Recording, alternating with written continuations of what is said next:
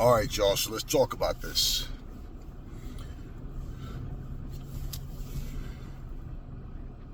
Getting my driveway repaved. Let me get all this goddamn... Nah, all right, so listen, let's talk about this. So I see a couple of videos. Claressa Shields is a sellout. Claressa Shields betrayed her own countrymen. Do you see how full of shit people are? Now, it's weird to me how people can consider someone or something a betrayal, right? When that person has actually been betrayed. And pretty much, this is nothing but a bunch of coon, let me say it loud and clear, but a bunch of coon-ass, no good, lying, biased people.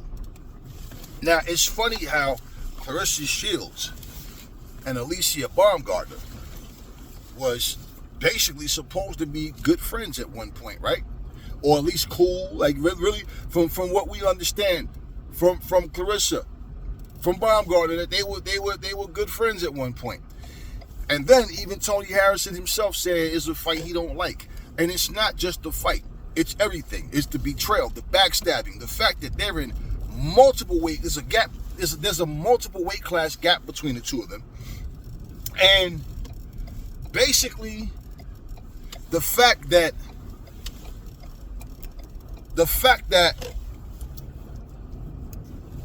Baumgartner took the backstabbing route and pretty much started just blasting Claressa Shields about, oh, she want to fight her. She made it clear she want to fight her. She talked all this stuff like as if Claressa is afraid of her or something. She don't want the smoke. And what did all of you do? You started jumping. Yo, we need that fight. Yo, blah, blah, blah, blah. Yo, right? You know, it's funny how that wasn't a betrayal. That wasn't a backstab.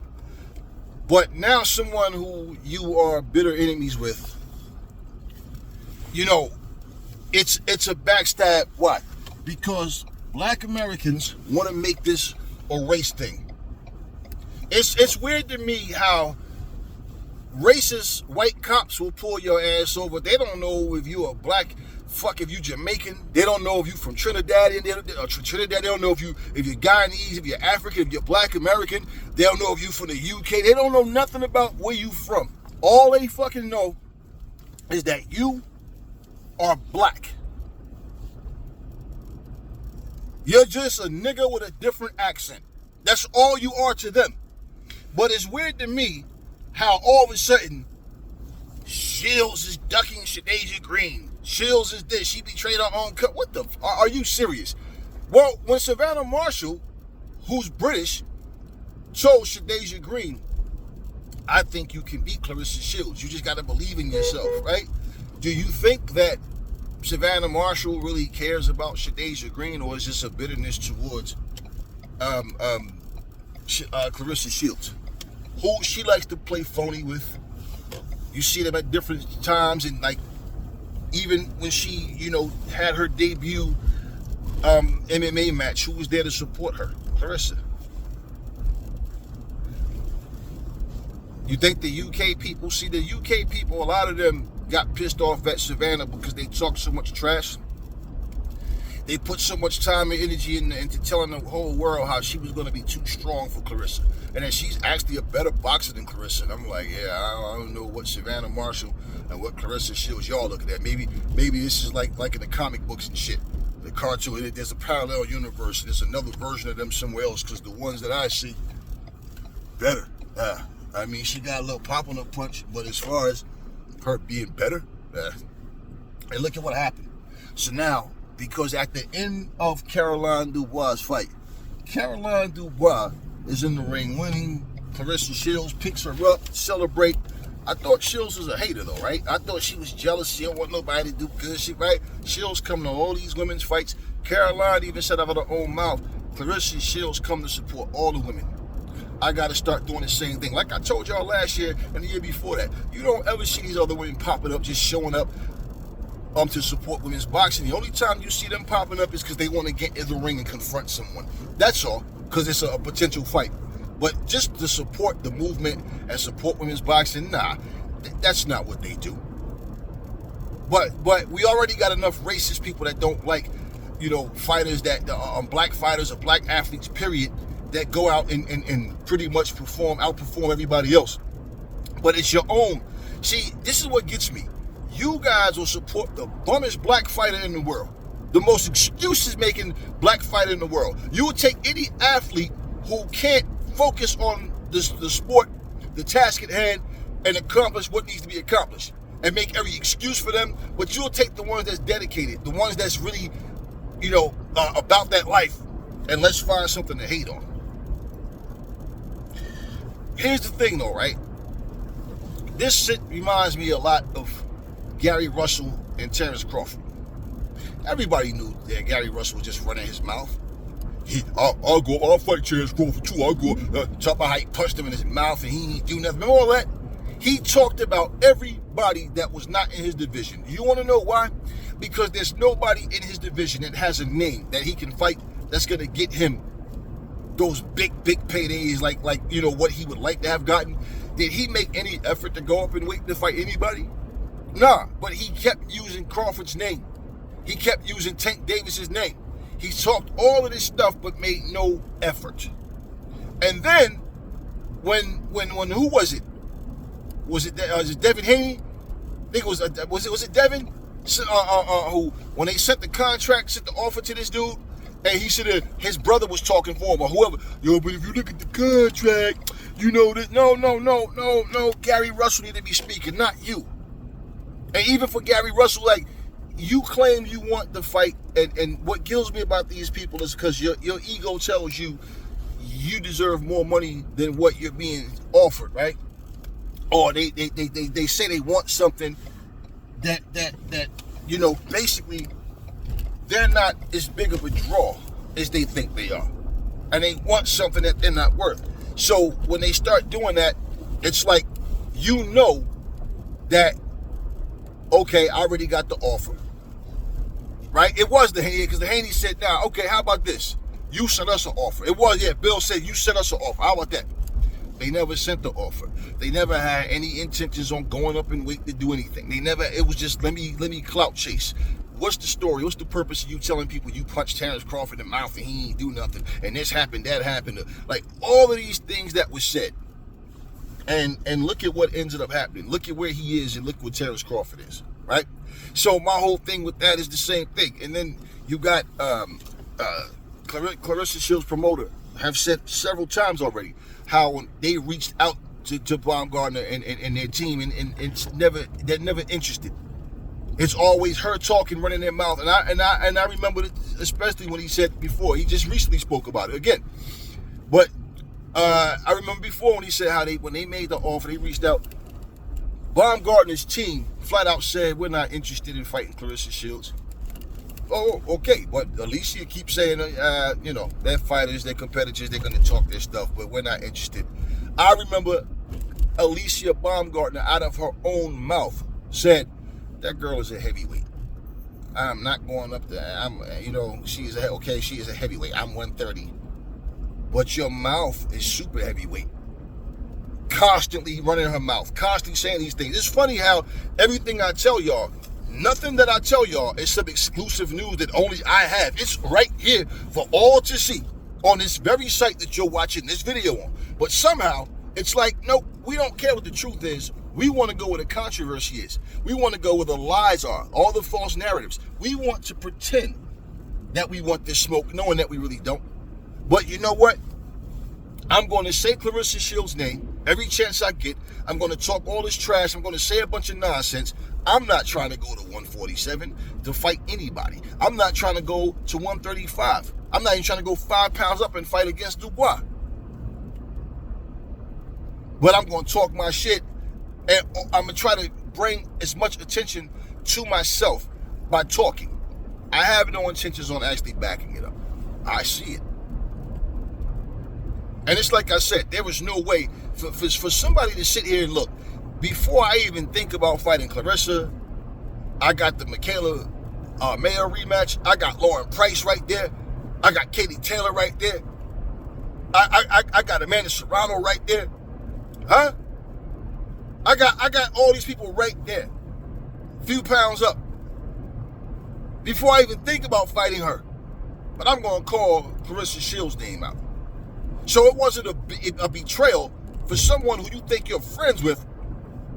That's like imagine watching TV or watching some YouTube video and hear your wife going, yeah, I'm filed for the divorce papers already. And as far as you know, everything's okay. But this bitch is on TV talking about she's divorcing you. Or your so-called best friend just running their mouth about whatever. Bottom line, I mean, we can use any scenario. It's plain. It's plain and simple. The backstab, the betrayal was not Claressa Shields. It was what Alicia did. But it's so funny how now let's make videos about Claressa. It's something about I think you dudes. I think you black men just like men. I think you don't like women, and I think you black women are just so undesirable that you hate yourselves. So anytime somebody is really out here making moves, really about that life, it just pisses y'all off because maybe y'all don't have the same drive and energy in y'all life. I've never seen for especially as much shit as black women period talk. Every time you turn around, there's a bunch of disgruntled, angry black women making videos about how black men ain't shit, black men is this and that, and black men don't want to pay for shit. Oh, as my man, you supposed to pay all the bills, and I shouldn't have to do nothing, and I'm an independent woman, but once I get married, I don't want to work no more, blah, blah, blah. This is exactly what comes out of your mouths. And then when a black woman speak up and speak on behalf of good black men, y'all hate on them too. So now this is no different. Here's a black woman that's out here doing her thing. Y'all, she back up what she say. And she ain't out here talking about, nah, fuck that. If I'm married, motherfucker, that nigga gonna pay for everything. And nah. She's out here showing you this is what happens when you believe in yourself. Y'all just be on some hate shit. This is why black people are weak. The black race is the weakest race on the face of this earth. Because y'all some fragile crabs in a barrel type haters. And like I said, you would take the most bummest fighter and try to big them up for whatever reason. You take fighters that's full of excuses. You take the, I ain't had my father when I was growing up, you know what I'm saying? And like my mother was on drugs, and you know what I'm saying? And yeah. Guess what? There's a whole lot of people who went through the same thing. And you want to know the difference between them and y'all? They're not multimillionaires. No, they don't have their dream home. They don't have their dream job. They don't have millions of dollars in the bank. They don't have enough to be able to patch up that pain. Nah, y'all go out here and get it and then embrace mental health issues and chase excuses. Y'all should be ashamed of yourselves. And I'm dead ass serious, man. None of you motherfuckers, I don't care who you are. None of you motherfuckers. None of you are out here really doing much of shit other than running your mouth and spewing hate towards your own black people. That's all y'all do. And it's like I said, man, when I see people full of shit and I speak on it the same way when I see people doing well, doing the right thing, I don't look for negativity. The negativity is done. It's displayed. It's exhibited right in front of our faces. And y'all sit here and make excuses for it. Nah, man. Nah, it's not what it's about for me. Y'all sit here and go into fanboy mode. I don't care what he or she do. I'm always going to rock with them. Yeah, y'all say things like that. Of course. This is exactly why when I watch any sport, when I watch anything, it's like black commentary. There's no worse commentary. And I'm going to tell you why. I expect racist people to try to tear down black athletes. I expect them to do it because they're racist. That's what they do. That's part. It's just in their DNA. But when I see black people who will sit here and we got to tear down one just to build up the other. We got to sit here and you can clearly see the bias. You can clearly see people don't know what the hell they're talking about. And then I sit here and watch 9 black people try to tell the history of black people. I don't care what it's about, whether it's sports, whether it's something that we did, to contribute to society. I don't care what it is. I don't care what, if it's an invention, the first person to perform some type of surgery, whatever it may be. It's just leave it to black people. Screw it up. Leave it to 9 black people to try to tell our history. I'll give you something really simple. Just today, I saw a video. A dude made a video. It was a white guy. He's talking about how fierce Big Daddy Kane was back in the day. And he says, in his storytelling, he says, Big Daddy Kane and Rakim had their beef. And he says that, Rakim thought Kane was dissing him. He says, Rakim, listen to this. Rakim, we responded, but let the rhythm hit him. And then he plays the clip of Rakim talking about how I break the wrath in half. Let's see who gets the last laughing, right? And I started laughing. I said, wow. And he says, and Big Daddy Kane responded with Warm It Up Kane when he says, who flat top rules in 89? First of all, Let the Rhythm Hit Him came out in 1990. Warm It Up Kane came out in 1989. It wasn't a fucking response to Let the Rhythm Hit Him. Then, yeah, he had some things right, like with Ant Live, who's Rakim's brother, and was, Kane's manager, got him on the phone and they squashed whatever. But, of course, everything. Yeah, Big Daddy Kane and KRS-One, how he made edutainment and this and that, taking a shot at Big Daddy Kane, and all the stuff that he claimed that they said about Kane and whatever. And then he says how Kane responded, with another song that came off the same album, which was called It's a Big Daddy Thing, was in 1989. How do you respond with something from the past? If I said something about you in 1990, how was my response in 1989? Then he compared him to somebody, LL Cool J. All of these things, the timelines were so off. And the songs had nothing to do with what was being said. But again, and I've seen black people do the same thing. Sit up and let's just make up some shit. And you guys are okay with living your lives that way. But, nah, there was no betrayal because Claressa Shields, is cheering for Dubois. My whole thing is this. Caroline Dubois wants to fight Baumgartner. Baumgartner doesn't want to fight her. And none of you haters are bringing this up. And the reason why is because, truthfully, and Alicia don't even understand this, y'all don't really care about Alicia Baumgartner either. Y'all just hate Claressa more, and it makes you feel good to be able to hear somebody talk shit and act like they really, really, really want that smoke with Claressa, but they don't. So there was no way that her celebrating and cheering for Caroline Dubois is a betrayal of her countrymen. No, her countrymen betrayed her. Her so-called friend betrayed her. And none of you guys are making any mentions of the actual truth and the actual facts. Your society is screwed. And like I said, I don't know who you niggas are. You not my people. I don't know who none of y'all are. You see that right there?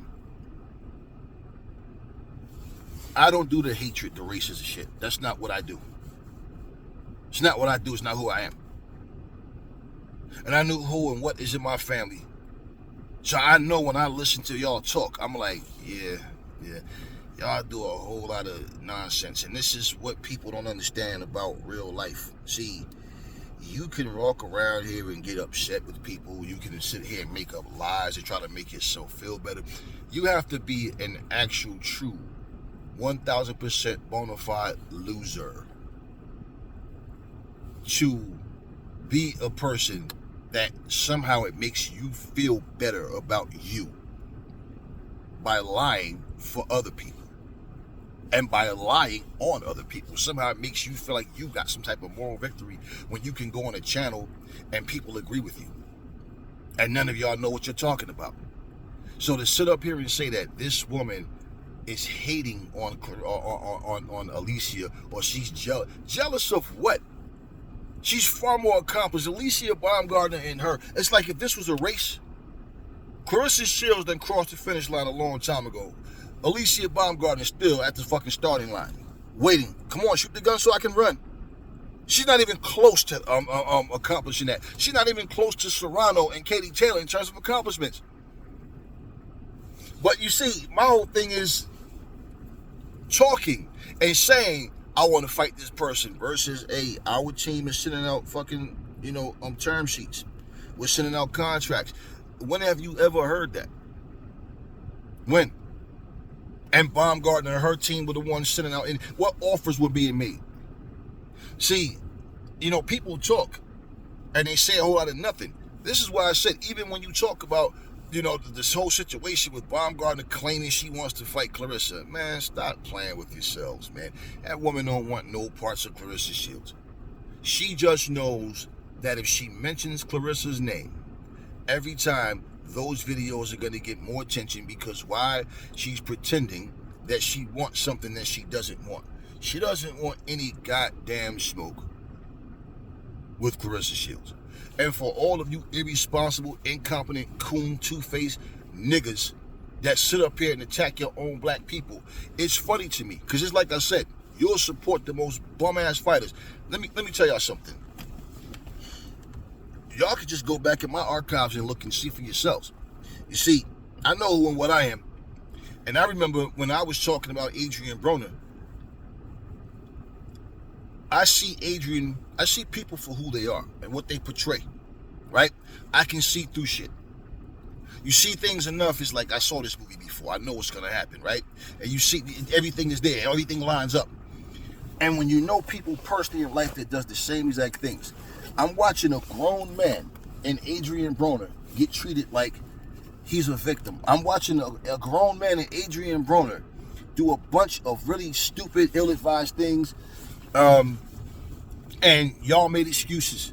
I get so tired of, he ain't know his father, he ain't know his mama, or he ain't this and that, or his mother was on drugs, or he grew up in a pitiful neighborhood, or he did right. But anybody that can overcome their downfalls, right? They can overcome these setbacks. Again, let's hate on them.